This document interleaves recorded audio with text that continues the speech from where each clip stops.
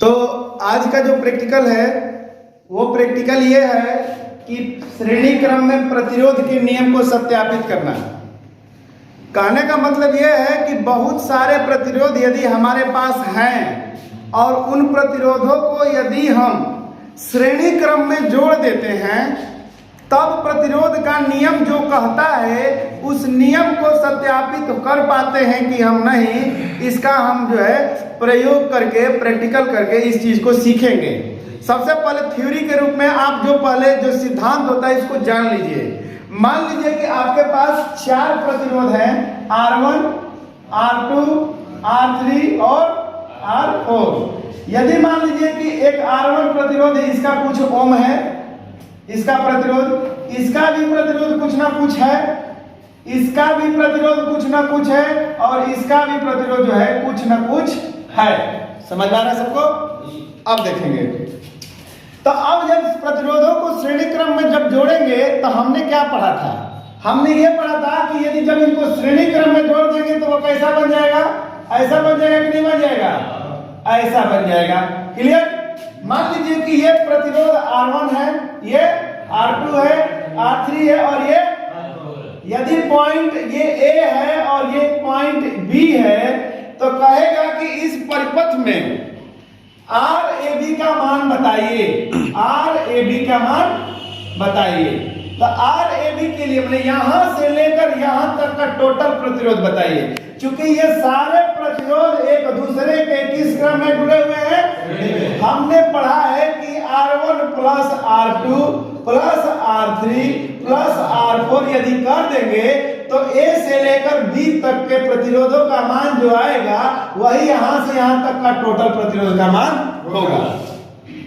हमने तो पढ़ लिया लेकिन देखा तो नहीं, तो इसका हम लोग प्रयोग करके देखेंगे। चलते हैं लैब की तरफ और वहां पर लैब में 4 प्रतिरोध लेंगे, सभी का मान नापेंगे और उनको श्रेणी क्रम में जोड़कर एक बार फिर से मान मापेंगे।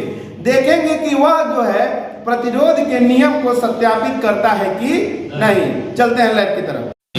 तो देखेंगे कि हमारे पास जो है 4 प्रतिरोध हैं। एक प्रतिरोध ये है, दूसरा ये है, तीसरा ये है और चौथा ये है। इस प्रतिरोध पर कलर कोडिंग भी की गई है। कलर कोडिंग के हिसाब से कैसे प्रतिरोध का मान ज्ञात किया जाता है इसका वीडियो में अगले इसकी बात जो है अगले वीडियो में बताऊंगा। सबसे पहले हम श्रेणी क्रम को जानते हैं कि श्रेणी क्रम में जुड़े प्रतिरोधों का जो नियम है वो सत्यापित होता है कि नहीं। हम मान लीजिए कि ये प्रतिरोध है, ये मान लीजिए कि R1 प्रतिरोध है, ये R2 प्रतिरोध है, ये R3 प्रतिरोध है और ये हमारे पास एक R4 प्रतिरोध है। लिखते हैं हम इसको।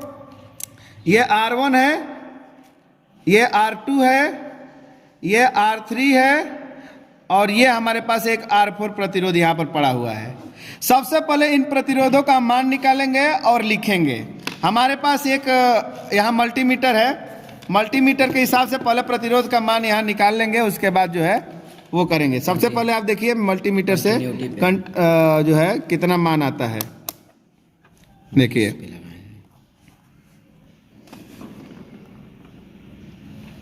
कितना आ रहा है? 974 ओम। तो मैं यहाँ पर लिख लूंगा इसका मान कितना है? 974 ओम। आगे दूसरा को नापते हैं। दूसरा कितना आता है? कितना आ रहा है? 976 ओम। मैं इसको भी लिख लूंगा 976 ओम। इसको भी नापते हैं। इसका कितना आ रहा है? 1 मिनट। 972 ओम।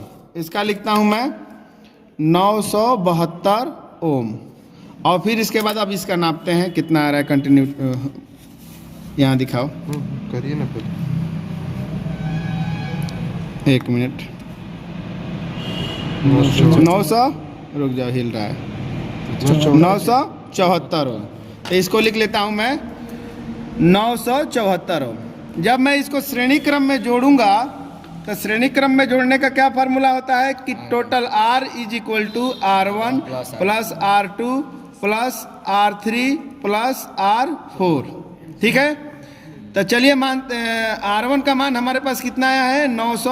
974 प्लस R2 की वैल्यू कितनी आई है 976 प्लस R3 की वैल्यू कितनी आई है 972 और R4 की वैल्यू कितनी आई है 974 ओम। देख लीजिए 974 ओम। अब इसको हम जोड़ते हैं 4 6 10 2 12 4 16 का 6 हासिल 1, 7 7 14 7 21 7 28 और 1 29 का 9 हासिल 2, 9 9 18 9 27 9 36 और 2 38।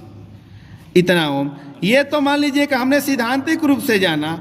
अब मैं इन प्रतिरोधों को एक कैसे करूंगा कि श्रेणी क्रम में इस तरीके से जोड़ दूंगा और इस तरीके से जोड़ने के बाद यहाँ से लेकर यहाँ तक का जब प्रतिरोध निकालूंगा तो इतने के बराबर यदि नहीं आता है तो कहेंगे कि ये प्रतिरोध के नियम को सत्यापित नहीं कर रहा है। लेकिन यदि आ जाता है तो कहेंगे कि प्रतिरोध का नियम सत्यापित हुआ। तो हमने इन प्रतिरोधों को श्रेणी क्रम में जोड़ दिया है। श्रेणी क्रम में जोड़ने के बाद चूंकि प्रतिरोध का मान यहाँ 3896 ओम आ रहा है तो इस मल्टीमीटर की सेटिंग यहाँ तक 2000 ओम का प्रतिरोध बताएगा। चूंकि 2000 से ये ज़्यादा है इस वजह से इसकी सेटिंग थोड़ा सा 1 पॉइंट और ऊपर बढ़ा लेंगे। बढ़ाने के बाद ये जो है मान को बताएगा, किलो ओम में बताएगा। चूंकि यहाँ पर के लिखा हुआ है इसलिए किलो ओम में बताएगा। हम अब इसके प्रतिरोध को मापते हैं। एक यहाँ रख देते हैं और दूसरा जो है यहाँ टच कराते हैं।